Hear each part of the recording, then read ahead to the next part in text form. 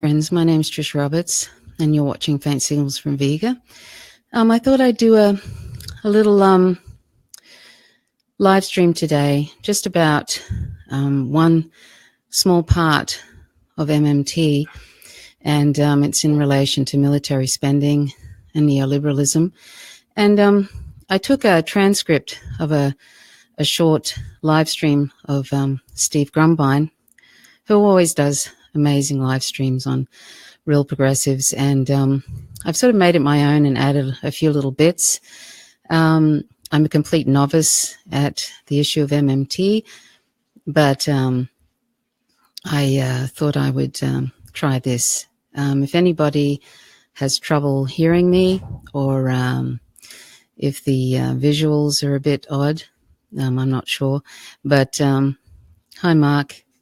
So I just thought I'd read this out that I had done, and I hope that it's okay for those. It's really aimed at those who don't know anything about MMT, modern money theory, modern monetary theory.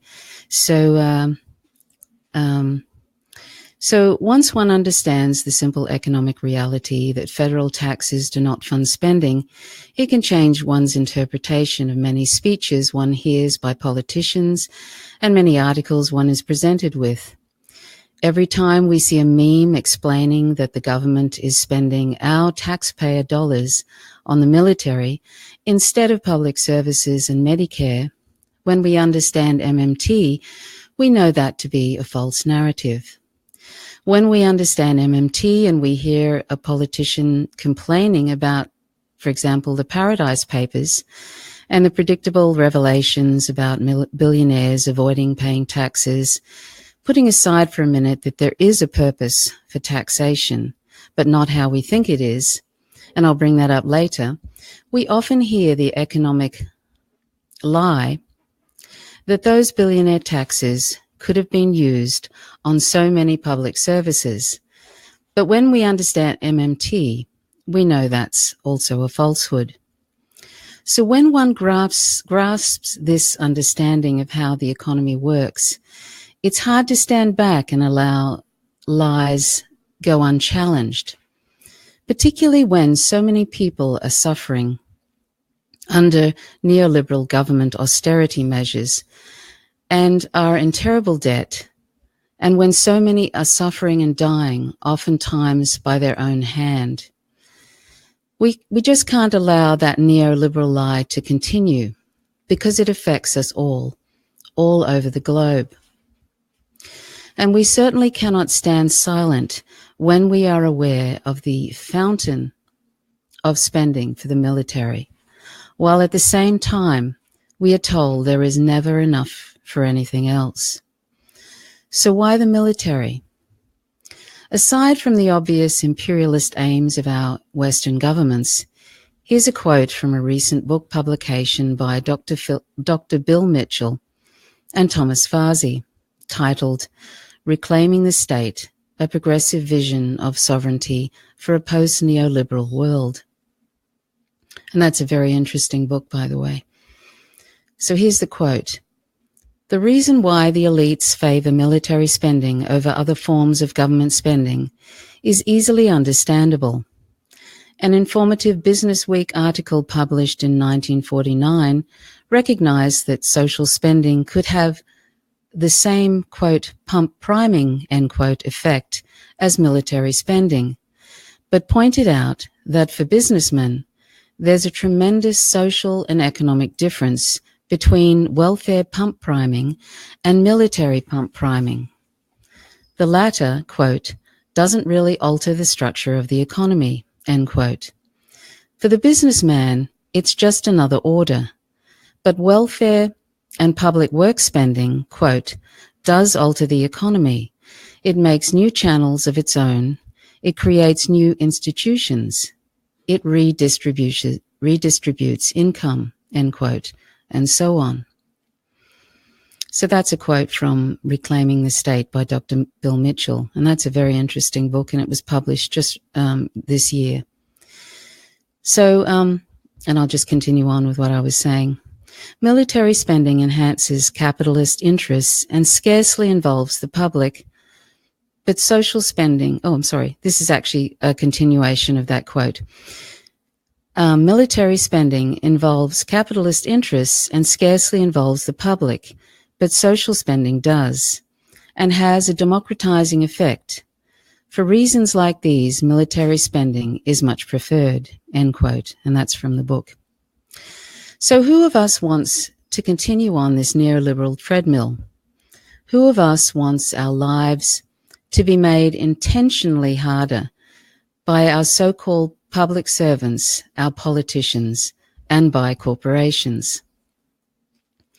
Excuse me, neoliberalism is anti-human. It's anti-life. And who is keeping us on this neoliberal treadmill? Our government, but also our lack of understanding. They have become our rulers, our corporate-serving feudal lords instead of our public servants. That's what neoliberalism has done for us. And our feudal lords, our politicians, are accomplices in a devastating lie.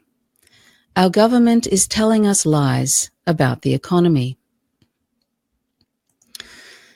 And about military spending. You may or may not have seen a recent Department of Defense report which states that the US has been paying a staggering $250 million every day for the last 16 years on the military and on its imperialist wars. Have you noticed that the US government has had absolutely no trouble spending $250 million daily for the last 16 years? Do we ever ask ourselves, how is it possible that the United States government has absolutely no problem whatsoever spending $700 billion as it did recently on the military? Just like that, 700 million instantly. No fuss, no sweating over it, just like that. So how is it that there was absolutely no hesitation in doing so? And something to note, there was absolutely no mention of raising taxes. Did you notice that? How can they afford to do this? Congress can afford $700 billion. Why? Because taxes don't fund spending. We can afford it because the US creates the dollar out of thin air. It's because the dollar is a law, it's a patent. Our government owns it. As Steve Grumbine pointed out in his essay today titled How Progressives Can Win Big, he posted a quote by Professor Stephanie Kelton, where she states it clearly. She said, quote, "Are you telling me that the government can just make money appear out of nowhere, like magic?" Absolutely. Congress has special powers. It's the patent holder on the US dollar. No one else is legally allowed to create it. This means that Congress can always afford the pony because it can always create money to pay for it, end quote.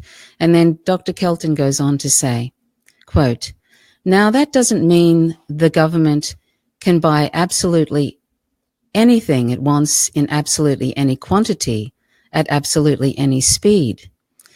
Say a pony for each of the 320 million men, women, and children in the United States by tomorrow. That's because our economy has internal limits. If the government tries to buy too much of something, it will drive the prices as the economy struggles to keep up with the demand. Inflation can spiral out of control. There are plenty of ways for the government to get a handle on inflation. Though.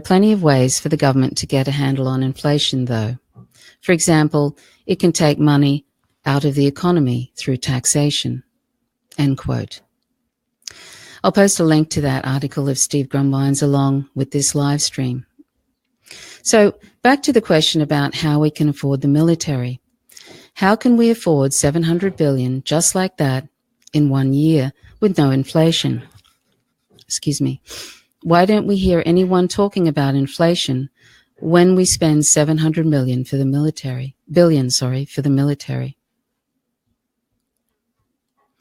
Because most of us don't understand how the economy works. We don't understand that the government once again has been deceiving us. The government has been spinning propaganda about what they can and cannot afford, what they can actually do. We have been living in fear in the US for a very long time. We've been told to be afraid of this country or that group of people, and that paralyzing fear has been a useful tool for the government to continue their wars of choice for resources and hegemony. Living in fear is almost a permanent state for many US citizens. The US government has to have enemies. It has to invent enemies so it can continue on these wars. And US citizens have been indoctrinated every day to love and serve the flag. We tell those government we tell those the government uses as cannon fodder that we support them. It falls off our tongue. I support the troops. But it's meaningless platitudes. What does it really mean? It's hollow because unless we understand how our economy works and understand that our politicians are at best ignorant or at worst telling lies about the economy, unless we are a part of an anti-war movement, these are hollow and selfish words. Many in the military are a part of the poverty draft.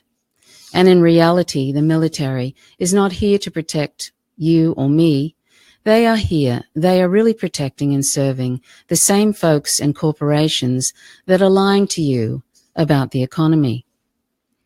That's who the military are really protecting and serving. And for us to not acknowledge that, even to ourselves, is somewhat frightening. Like I said, it's a poverty draft, and oligarchs use the indoctrination of God equals flag equals love of country to deceive us all, to shame those who call for peace. It's perverse. And something many of us don't realize is that those young people who join the military for financial reasons, and there are many, are dying and suiciding, in part because most of us don't understand how our economy works. There are some who love a good war, but let's face it, if we are not speaking out against the war, then we are at best okay with it. Are we afraid that all the many enemies our governments have made over the centuries will come for revenge if we don't have the biggest military in the world? Are we afraid we will run out of resources if we don't continue on invading sovereign countries and taking their resources through force? But that's a truth we would never say out loud, would we? So there's folks who believe in American exceptionalism, and there's those of us on the left who would never admit it, but we are okay with our government invading countries because we need our things, our oil, etc. But back to the economy. The US government has to sustain the economy, and the way they do that is via the military. So when we say, how come they have money for the military but not single-payer health care? The reason is that the government is rigging the game. It's trying to keep the economy going, and it does this by pumping money into the military. It's not the petrodollar. It's not any of that nonsense. Americans love the red, white, and blue, the jingoism, the flag waving, the 4th of July banners. Pumping money into the military is all about keeping the economy afloat. The truth is, the minute the US government cuts military spending, the US would have an epic depression. It would be an epic depression because it's really about spending into the economy. Of course, spending trillions of dollars on this death machine is not good spending. It's not good at all. So how can we change this?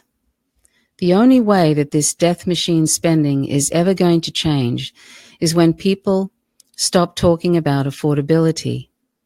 It will never change until the public stop thinking that we have to raise taxes to pay for Medicare. It will never change until we stop believing and saying that we've got to raise taxes to pay for social services. So we need to change our way of thinking. We need to question what is happening over and over again. We need to ask ourselves, why is it that the only thing the US government doesn't have to raise taxes for is the military? And the answer is because they don't have to raise taxes at all. And you might ask, what did I just say? Taxes literally do not pay for spending. They're deleted. They're literally deleted. They're used to keep the economy afloat, to keep the dollar's value, but they don't pay for anything. They are literally physically destroyed, literally deleted at the federal level. I'll say that again. Taxes are literally deleted at the federal level, and they do not pay for spending. That's why, out of nowhere, we can come up with $700 billion to fund the military. If we do not grasp this fact, we will continue to complain that we also seem to have money for the military, but never for Medicare for all, not for free college, not to eradicate student debt, not for green energy, not for the infrastructure, not for a federal job guarantee, not for expanded Social Security. Until we grasp this important fact that federal taxes do not fund spending, we are going to continue to let the oligarchs in Congress spend all day long on the military and put their foot on the necks of the rest of us. All of us need to understand this. All of us need to understand, then act from this understanding. And we should cease the worship of politicians, because it doesn't matter how nice or wonderful or saint-like we may think those politicians are. If that politician spreads falsehoods about the economy, stating that taxes pay for spending, then they are a part of the problem. They are helping promote this military charade. That politician is helping the continuance of wars for oil. They are propping up all these terrible things because they refuse to address the propaganda war waged on us all. They refuse to address the lie that federal taxes are needed to pay for spending. Let's not get caught up in drama that goes nowhere. Let's ignore the naysayers and those who obsess over mass shootings. Let's ignore the trolls that say MMT is a cult, because just like gravity, it's not something we need to believe in. MMT is just a description of an economic reality that exists right now. It doesn't need to be implemented. It exists right now. It just needs to be brought to others' attention so we can act on this understanding. We simply have to understand it and wake up to this economic lie.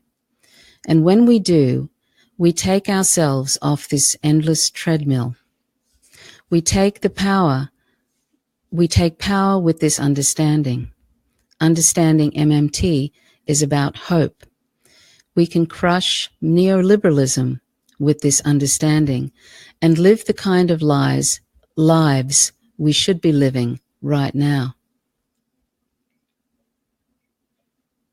Why would we want to deny ourselves and deny others the knowledge about this economic reality that exists right now, something we can all benefit from tremendously? And if we are trying to sabotage this understanding, we need to ask ourselves why. So anyway, my apologies if there were any mistakes in this live stream. As I said, I'm just a complete novice on this issue, but I thought I would talk about this one issue. So I wanted to, if there's anything you see that I've spoken about that you think might be a mistake, just let me know if you have an understanding of MMT. So my name's Trish Roberts, and you're watching Faint Signals from Vega. Till next time, bye for now.